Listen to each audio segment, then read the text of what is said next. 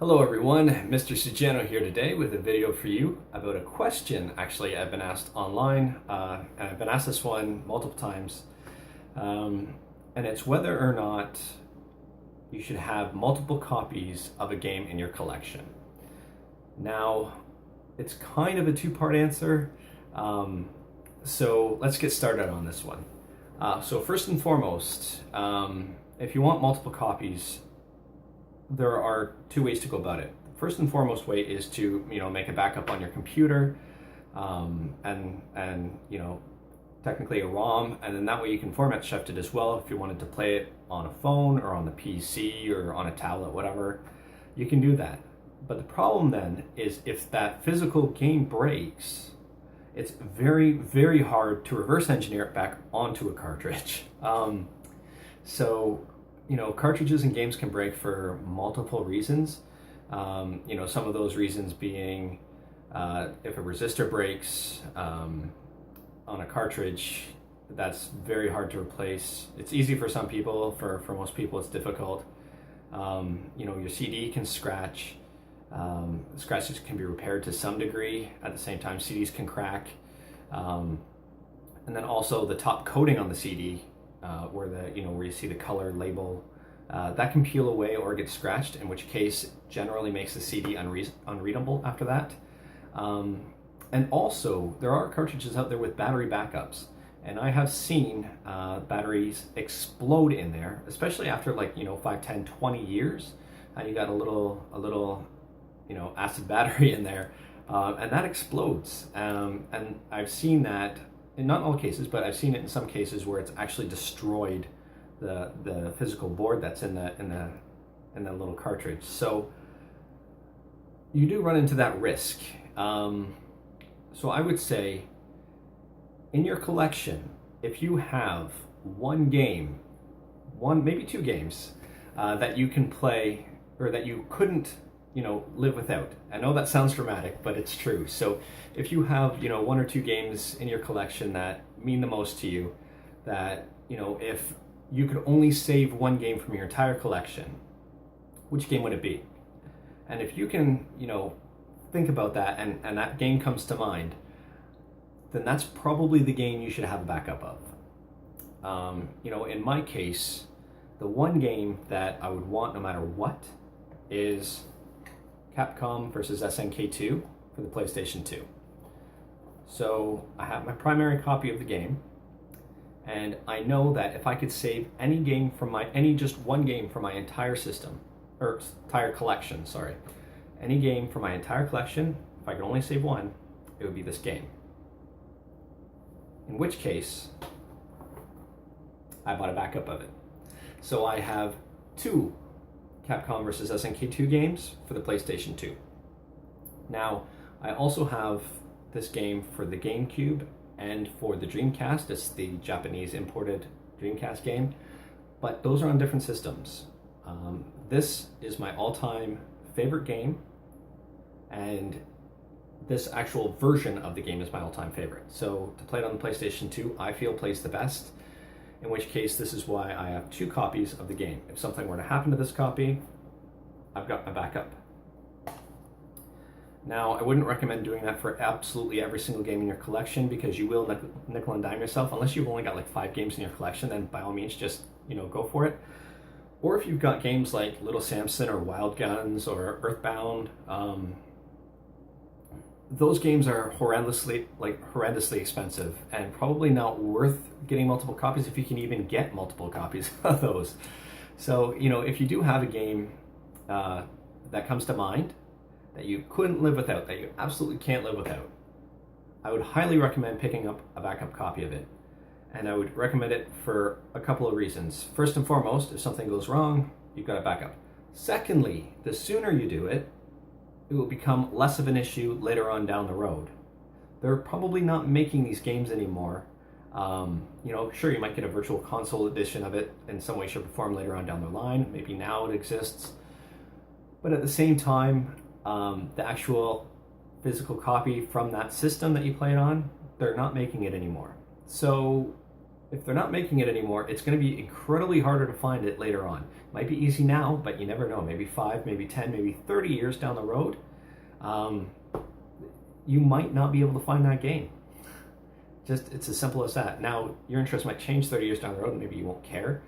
Technology might change 30 years down the road. Again, we have no idea. But at the same time, if you want that game, like, they don't make this anymore for the PlayStation 2. They'll never probably ever make it again.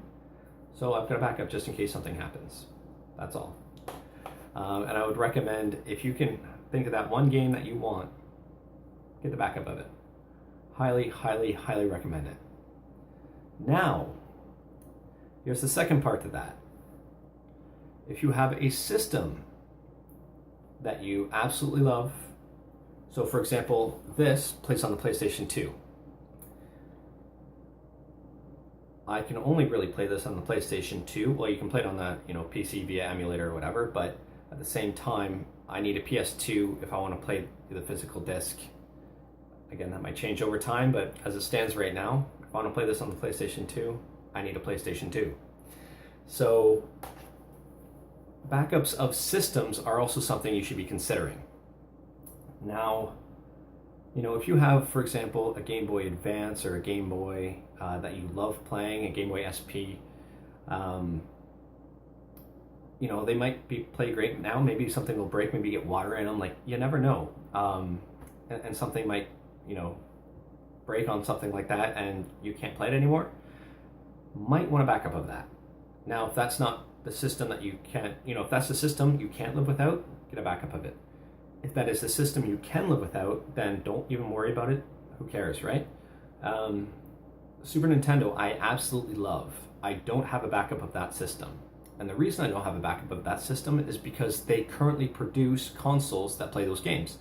So you can see consoles out there, like the Retron 5, the Retro Duo. Those consoles play Super Nintendo games. The Hyperkin Superboy plays Super Nintendo games.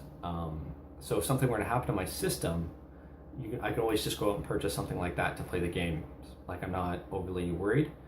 However, getting back a little bit, I got off topic really quick, or just tend to ramble on, so I do apologize. But anyways, I need a PS2 to play the PS2 version of Capcom vs. SNK 2.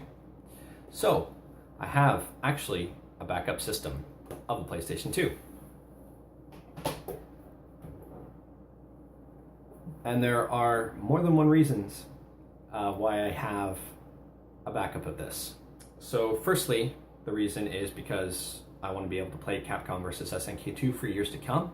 So if something goes south on the system, I've got a backup. Now, another reason. This is my original PS2. I purchased this shortly after launch. I have problems with the power supply in this. Sometimes sometimes this won't even power on, and at first I thought it was the cable, but if there's something in the power supply, sometimes it doesn't even power on. There's also a problem with the CD laser. So the laser on this PS2 sometimes won't read discs, and that happened to me after, I think it was like 2 years or so after I bought it. I ran into an issue where it wouldn't load any single game I had in my collection, and it was really bothering me. And I purchased one of those CDs with the brushes on it because I thought maybe the lens was dirty or something. So it goes around and cleans the lens. And I think it took me like about a week to get it going again. And to this day, I still don't know what went wrong with it. But it still works. Sometimes it won't read a game, and you have to, reset it a couple times in order for the laser to pick up the game. If that if that's an issue 10 years down the road, it's going to be a lot harder for me to get a backup system than it is right now. PS2s are still fairly common out there, so I picked up a backup system in a PS2 Slim. These things are completely tiny compared to the PlayStation 2. So you can see the difference. I mean, like, this thing it's ridiculous. But you see the difference here. So this is my backup system.